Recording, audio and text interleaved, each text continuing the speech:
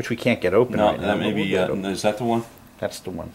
It's Now, like a snake wood. maybe one of our Italian collectors can explain it's this. snake wood. This is appears to be an Omas Arco, my favorite color, brown, celluloid, gorgeous, but with quote-unquote reverse trim. At least it's white trim on a brown pen. I'm used to seeing it with the gold fill trim. I don't know if this was a routine color option or something special. I might keep this one for my collection. That's just pretty. Moving on, we've got a little baby Omas Arco. I'm sure that has a brand or a model name. Now Delta, we have a number of Delta either special or limited editions. We haven't brought most out yet. This one is the Julius Caesar. That's a nice pen. I've always been fond of Delta, and one of my first good pens was a Delta Coliseum ballpoint. Moving on. Well, now, Paul, this is a Marconi Radio Limited Edition Omas. They made it in silver. They made it in the blue. Well, this is the silver. We made it in the. I think they made it in a gold. We put away that first table full of Italian pens. I have another full table spread to put out, which I'll probably do after Paul leaves, just for show and tell. I have to tell you, having bought a number of personal collections, mostly vintage, some modern, besides the fun that this day yesterday offered us, I'm still a little shell-shocked. And the scale of this is impressive. The pens are good pens, they're well selected by the owner, accumulated over 30 years. They're sort of passing the torch generation to generation with this. Can't keep them forever. No, they're beautiful pens. So, I don't know what else to say about it. I really don't. No. It's just... well, there are a few there that caught your eye, I think, even for your personal collection. Not that you accumulate pens so rapidly yourself anymore. Well, I'm trying not to. I'm trying to get rid of pens, but here I am on the other side of it again. So you just bought 300 more? I know. But, you know, the nice thing about these pens is that a lot of the modern pens were ones that I remember seeing back in the, I would say, the 90s or so. And, you know, honestly, I never thought that I would be in this situation where I would end up owning quite a few of them. So it was a pretty remarkable ride. And it was nice to see David's apartment. It's in a nice spot. It's very easy to get to. Very nice neighborhood. And lots of good places to eat around. In fact, we just had a nice lunch. We did. Am I supposed to be talking about pens or lunch? Whatever the heck you want. What I'm worried about, because this is a nice sized apartment for Manhattan, but right now we have the pens covering basically a 6.5 by 4.5 foot bed, 2 feet high in most places. I'm not sure I'm going to store these things. We're going to have to figure out what to do with them.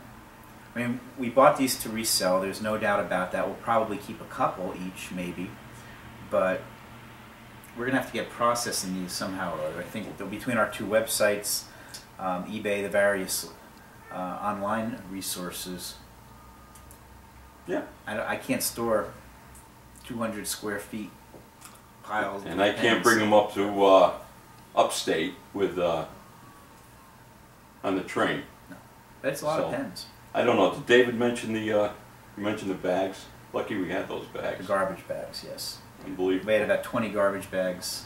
That worked. Fairly full with pen boxes. I've got to say, being a vintage pen collector, or I should say collector of vintage pens, the whole business with the plumage, the peacock syndrome, bigger is better, showier is better. I'm not talking about the pens, there's room for artistry in the pens, but this idea that the boxes keep getting bigger and bigger and bigger to hold a 5-inch stick.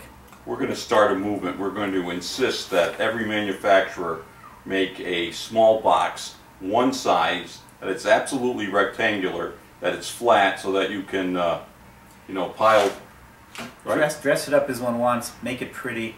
But this business of having boxes that look like shoe boxes for a fountain pen because somehow the pen has more cachet because they put it in a big fancy cardboard box is just killing me. I like the pens. I don't want to have a whole closet to store what would fit in a desk-sized display just because people have to show off more and more with the darn boxes. I'm on an anti-box crusade. I like some of the big boxes, I have to say.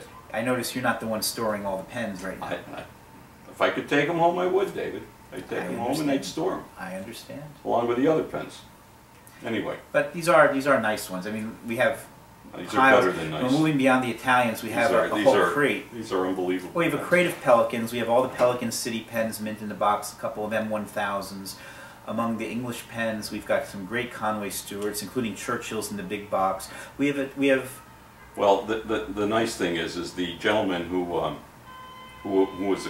collected these pens was obviously a very discriminating man. Had a very nice sense of you know, quality and what was a nice pen, and really, I mean, his collection really showed that. They're beautiful pens. A lot of very good Japanese pens: Pilot, Namiki, Sailor, Platinum. You name it. I don't know who makes Danny Trio, though. There's certain. Danny Trio does. I know Danny Trio makes Danny Trio. I don't know where they're made. They're very in a Japanese style, but I'm not sure they're made abroad. I think they are. Or where abroad. We'll have to check. But we have some Maki-A pens that are spectacular. There are some very elegant gift-type pens. We have a number of DuPonts, Caran d'Ache, Cartier. What is it? Bossard and Eberhard? Bossard and Eberhard. Right. Beautiful lacquer pens on sterling. Sort of an underlying guilloche. So what are you going to do? Take Schaefer's, I think he's going to take a. There are 4 or 5 trays of vintage. Right. You're going to video all these? I'm going to try to. There's no way on earth I'm going to open each one and slowly do. I mean, I'm going to put the table out of the second half of the Italian pens, a tray out of the Japanese pens. We'll show them all in brief. I'll make a list. Facebook? Is that what you're doing? It'll go everywhere. People like seeing this stuff. Some do. And again, we'll make a list of all the pens we have. I mean, nearly all will be for sale. We bought this to resell. They're going to be trickled out. I mean, I have no desire to try to do an ad in one fell swoop for 300 modern pens, but if anything catches somebody's eye, he's certainly welcome to drop a note. We have no problem. You know, it's not that there's an official plan that these should all go online in a dedicated presentation. No, they're not going to. And Paul and I both have collectors at our websites who like many of pens of this sort. And I have no doubt that a lot of these will go to wish lists or focused requests once we at least publish a list of the pens. I mean, almost all of these are mint in box with original paperwork. And again, if we had bought a whole bunch of modern pens that are 4 years old, Omas released in the last 3 years, well, boxes are easy. But we've got 1980s and 1990s Omas that collectors just don't see every day anymore. Yep. And they're all mint in a box. Yep. Yep. I think that's good. I mean, I don't even like modern pens. I do like modern pens, but I don't even like modern pens. And I mean, here we bought a whole giant table full. I like modern pens. That's why I brought him along. He actually knows something about modern pens. No, I do. I like these. These are nice.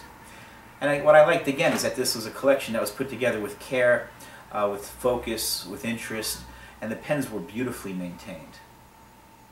They're hardly used. Well, most were not used. Probably weren't used at all, right? So I'll pull out a few more trays. We'll cut this video up into a couple of digestible chunks. Because I'm heading home. Well, you've had a hectic day. Couple of days. For an old guy like you to schlep down from upstate New York and travel to a 12-hour on the road day. Oh, I'll add this story. So we went all the way out to Lancaster, Pennsylvania. It's about a 3-hour drive from Manhattan. Very nice drive. I have a dear friend from college who lives in Reading, and we called him on the way back because we knew we had to stop for dinner. We met just off the highway in Reading and had a wonderful dinner. Keep in mind, Paul and I have driven out there for 3 hours. We spent 4 or 5 hours sorting, discussing, and buying a huge pen collection. Now we're on our way back. We're tired. There's been an adrenaline rush. Meet my friend. We're sitting down in our booth in the restaurant in Reading, Pennsylvania, and from the adjacent booth, as we're walking to our spot, a fellow yells out, "Paul Erano, what are you doing in Reading, Pennsylvania?" What was the deal there?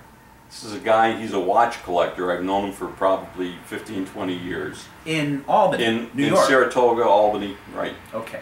And there he is sitting right next to me in the booth at the Red Lobster in Reading, Pennsylvania. You know, I'd rather win the lottery, but that's pretty incredible. Yeah, so, I mean, a lot of people in the world end up in a town 300 miles, 200 miles away and have them be sitting in the booth in a restaurant. We got some great pens. This is going to be a hoot. Well, take care. Nice meeting you all. We gotta go. Okay.